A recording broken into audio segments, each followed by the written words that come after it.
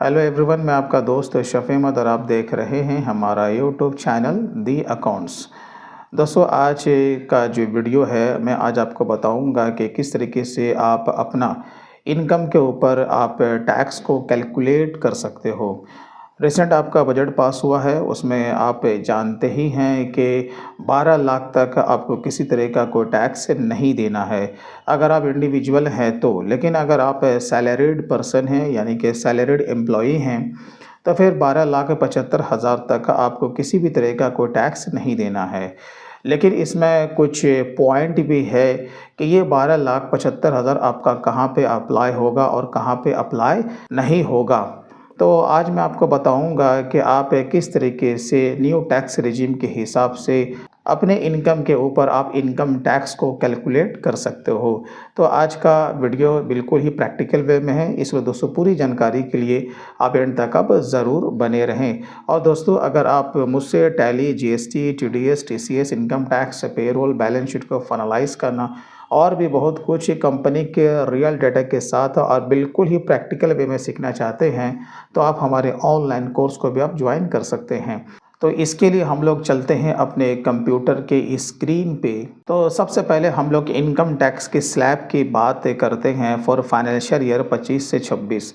तो यहाँ पे आपका स्लैब कुछ इस तरह का है कि अप टू 4 लाख यानी कि 4 लाख तक आपको किसी भी तरह का कोई टैक्स नहीं देना है, यह आपका एग्जेम्प्टेड हो गया। 4 से 8 लाख के बीच में अगर होते हैं तो 4 लाख के ऊपर आप जितना भी जाएंगे उसके डिफरेंस का आपको 5% का टैक्स देना होगा। और अगर आपका इनकम 8 लाख से 12 लाख के बीच में जाता है तो 8 लाख से जितना भी ऊपर होगा उसके डिफरेंस का आपको 10%। इसी तरीके से 12 से ऊपर लेके 16 के बीच में, तो 12 से ऊपर आपका जितना जाएगा आपको 15% का टैक्स देना होगा। 16 से 20 के बीच में अगर आपका इनकम आता है तो 16 के ऊपर आपका जितना होगा उसका 20%, 20 से 24 यानी कि 20 से जितना ऊपर होगा उसमें 25%, और आपका आखिर में है 24 लाख से एबव होता है तो उसका जितना भी आपका ऊपर होगा उसके डिफरेंस का यानी कि 24 लाख के डिफरेंस का आपको 30% का इनकम टैक्स देना होगा।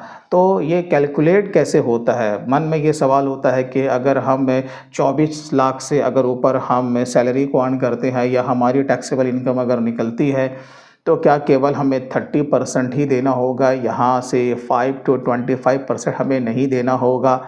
तो काफ़ी सारे मन में लोगों के सवाल ये चलते हैं। और ऑफ कोर्स 12,75,000 ये आपको नहीं भी मिलेगा, इस पर कंडीशन अप्लाई है, राइट। तो इसके लिए हम लोग आते हैं न्यू शीट में। तो यहाँ पर मैंने आपको डेमो देने के लिए एक छोटा सा सैलरीड पर्सन का यहाँ पर सैलरी का ब्रेकअप दे के रखा है। तो आप जैसे कि कोई भी टैक्स पेयर है, मिस्टर टैक्स पेयर, हम और आप में से कोई भी एक ऐसा हो सकता है जिसकी कि यहाँ पे सैलरी स्ट्रक्चर कुछ इस तरह का है कि यहाँ पर आप देख सकते हो उसकी बेसिक सैलरी इतनी है और इस तरीके से उसका जो मंथली ग्रॉस सैलरी निकलता है वो 1,19,000 रुपया निकलता है।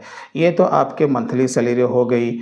तो आपको सिंपली उसको 12 से मल्टीप्लाई कर देना है। तो यहाँ पे जो टोटल आपकी जो एनुअल जो यहाँ पे इनकम आ जाएगी वो आपका 14,28,000 रुपये, जैसे कि यहाँ पर आपको दिख रहा होगा। जो अब उसके आगे की बात आती है कि अगर आपको अपने कंपनी में बोनस वगैरह मिलता है तो आपको उसे ऐड कर देना है। आपको पता होगा अगर मिलता है तो उस फिगर को ऐड कर दें। अब बात आती है स्टैंडर्ड डिडक्शन की।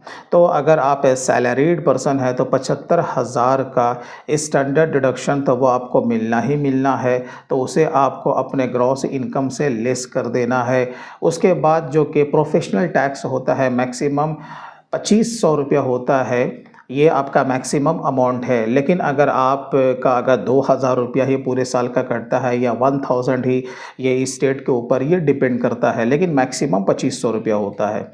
तो उसमें आपको 2500 रुपया अगेन लेस कर देना है। तो जब आप करेंगे तो यहाँ पे आपको फाइनली जो कि आपका टैक्सेबल इनकम है वो मालूम हो जाएगा। आपके मन में ये सवाल कि न्यू टैक्स रिजीम में इनकम टैक्स के रिबेट का क्या मामला है, वो तो ओल्ड रिजीम में है। इसमें आपको पता है कि मैं मोटी बात बताऊं कि जो कि एनपीएस का जो कंट्रीब्यूशन होता है उसी का इनकम टैक्स रिबेट मिलता है, अदर देन नहीं मिलता। तो आप मान लें कि इस तरीके से लेस करने के बाद आपका जो फाइनल यहाँ पे इनकम जो आता है, जिसे आप लोग टैक्सेबल इनकम भी कह सकते हैं या फिर आपका नेट इनकम, इसी के ऊपर आपको गवर्नमेंट को टैक्स देना है। अब यहाँ पे ठहर के वही एक सवाल कि 12,75,000 के ऊपर तो हमें टैक्स देना ही नहीं है, तो क्या यहाँ पे 12,75,000 रुपया अप्लाई होगा? इसका आंसर है नहीं। 12,75,000 एक्चुअल में वो अंडर सेक्शन 87A के अंतर्गत आता है, ये आपको ध्यान रखना है। ये जो सेक्शन है आपका 87A, आपको पता है कि आपका ओल्ड भी था, न्यू में था। तो न्यू में आपका 5 लाख रुपया था, न्यू टैक्स रिजीम में उसे बढ़ा करके 7 लाख रुपया किया गया, और अभी जो 25-26 के लिए इसे बढ़ा करके 12,75,000 रुपया कर दिया गया है। तो इसका ये माने होता है कि अगर यहाँ पे अभी जो फ़िलहाल आपका जो इनकम निकल रहा है 14,10,000, यानी कि 12,75,000 को आप एक्सीड कर चुके हैं, तो फिर आपको ये जो 12,75,000 तक का जो एग्जैम्प्टेड है वो आपको नहीं मिलेगा। इसका माने 87A का रिबेट आपको यहाँ पे नहीं मिलने वाला है।